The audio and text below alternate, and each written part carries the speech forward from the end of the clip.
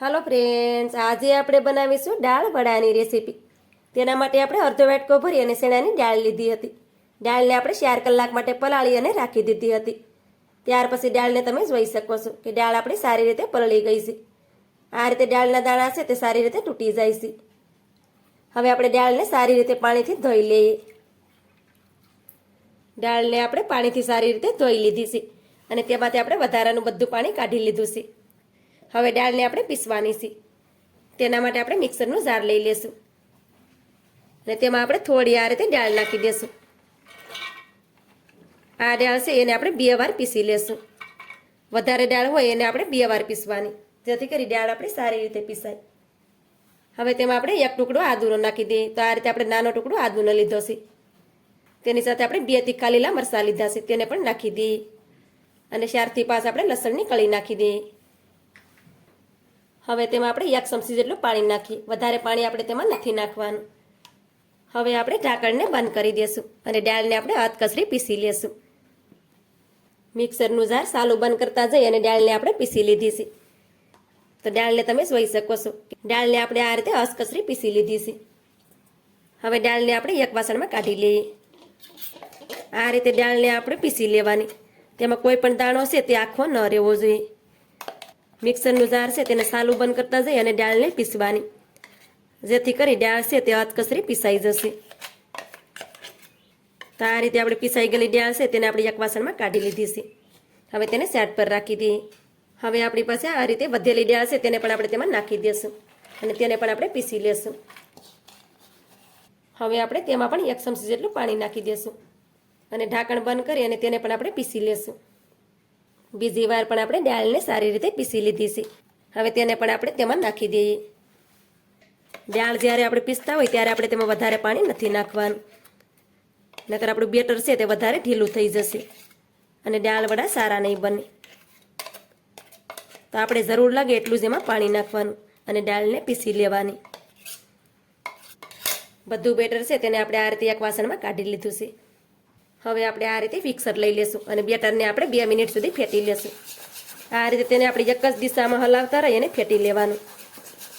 દાળને ફેટવાથી દાળ છે તે સારી રીતે ફૂલી જશે અને દાળવડા પણ એકદમ સરસ બનશે. બેટરને આપણે હલાવતા રહી અને એક જ દિશામાં આપણે 2 મિનિટ સુધી તેને ફેટી લીધું છે અને બેટરનો કલર તમે જોઈ શકો છો કે તેનો કલર પણ ફેટવાથી આ રીતે ચેન્જ થઈ ગયો છે અને બેટર આપણું ફૂલી ગયું છે, તમે જોઈ શકો છો. હવે બેટરને આપણે શેક કરવાનું છે. તેના માટે આપણે અડધા વાટકો ભરી અને પાણી લીધું છે. હવે થોડું બેટર આ રીતે હાથમાં લઈ અને આપણે પાણીમાં નાખવાનું છે આ રીતે. તો આ રીતે બેટરને તમે જોઈ શકો છો કે બેટર છે તે આપણું આ રીતે ઉપર તરે છે. આપણું બેટર છે તે એકદમ પરફેક્ટ છે. આ રીતનું બેટર હોય તો આપણા દાળ વડા છે તે એકદમ પરફેક્ટ બનશે.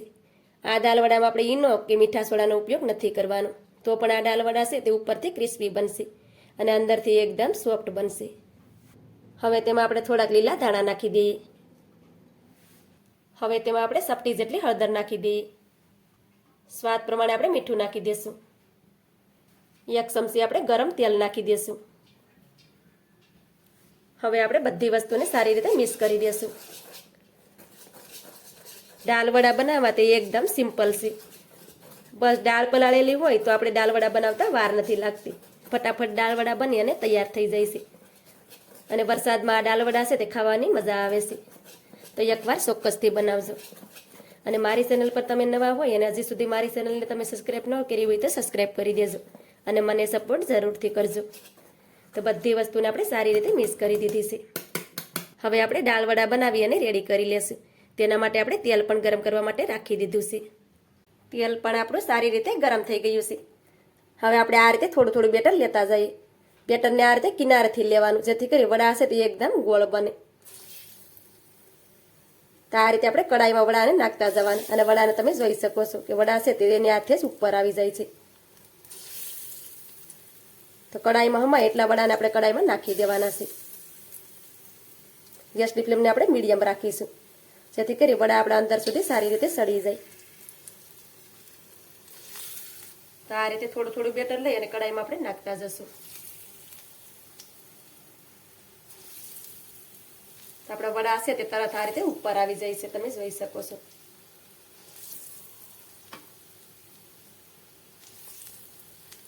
તો આ રીતે વડા છે તે એકદમ ગોળ બનશે. બેટર છે તેને આ રીતે કિનારેથી આપણે ઘસીને જ લેવાનું.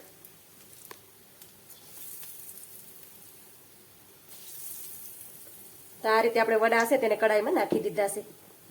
હવે વડાને થોડી વાર માટે એક સાઈડમાં આપણે સડવા દઈએ. વડાને આપણે એક સાઈડમાં થોડી વાર માટે સડવા દીધા છે. હવે તેને બીજી સાઈડમાં આ રીતે પલટાવી દઈએ. તો બધા વડાને આપણે બીજી સાઈડમાં પલટાવી દેશું. હવે આ રીતે પલટાવી દેવાના. તમે નાના નાના વડા બનાવશો તો પણ આ વડા છે તે ફૂલીને મોટા બનશે. તો આપણે ધીમો ગેસ રાખીને જ વડાને તળવાના છે, જેથી કરી વડા આપણા અંદર સુધી સડી જાય અને ઉપરથી એકદમ ક્રિસ્પી બને. તો આ રીતે આપણે બધા વડાને બીજી સાઈડમાં પલટાવી દીધા છે અને વડાને તમે જોઈ શકો છો કે વડા આપણા એકદમ ફૂલી ગયા છે અને મોટા બની ગયા છે. હવે આ જ રીતે આપણે વડાને ફેરવતા જશું અને ધીમા ગેસ ઉપર જ તેને આપણે તળી લેશું. આ વડા સાથે આપણે ડુંગળી અને લીલા મરચાં છે તે ખાવાની ખૂબ જ મજા પડે છે. તેની સાથે આપણે 3 લીલા મરચાંને પણ નાખી દેશું અને તેને પણ તળી લેશું. મરચાં છે તેને આપણે આખા તેલમાં નહીં નાખવાના, નકર આ મરચાં છે તે ફૂટશે અને આપણો હાથ ધગી જાય, મોઢું ધગી જાય તો તેનું આપણે ધ્યાન રાખવું પડે. તો આ રીતે થોડો થોડો તેમાં કટ લગાડી દેવાનો, જેથી કરી આ મરચાં છે તે ફૂટે નહીં.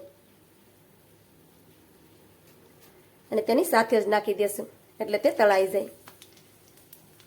આ રીતે આપણે વડાને ફેરવતા જશું અને મરચાં પણ સાથે જ તળાઈ જશે. આ વડાની સાથે ચટણી સર્વ નથી કરતા, પણ આ વડાની સાથે મરચાં અને ડુંગળી સર્વ કરવામાં આવે છે.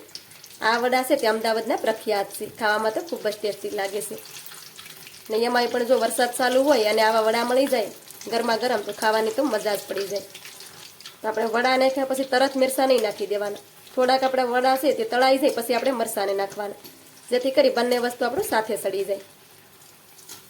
વડાને આપણે આ રીતે ફેરવતા ગયા અને ધીમા ગેસ ઉપર જ તળી લીધા છે અને વડાનો કલર પણ આ રીતે ચેન્જ થઈ ગયો છે. વડા આપણા ઉપરથી એકદમ ક્રિસ્પી થઈ ગયા છે. હવે તેને કાઢી લઈએ. આ રીતે વડાનો અવાજ તમે સાંભળી શકો છો કે વડા છે તે આપણા ઉપરથી ક્રિસ્પી બન્યા છે. તો તેને આપણે એક થાળીમાં કાઢી લઈએ.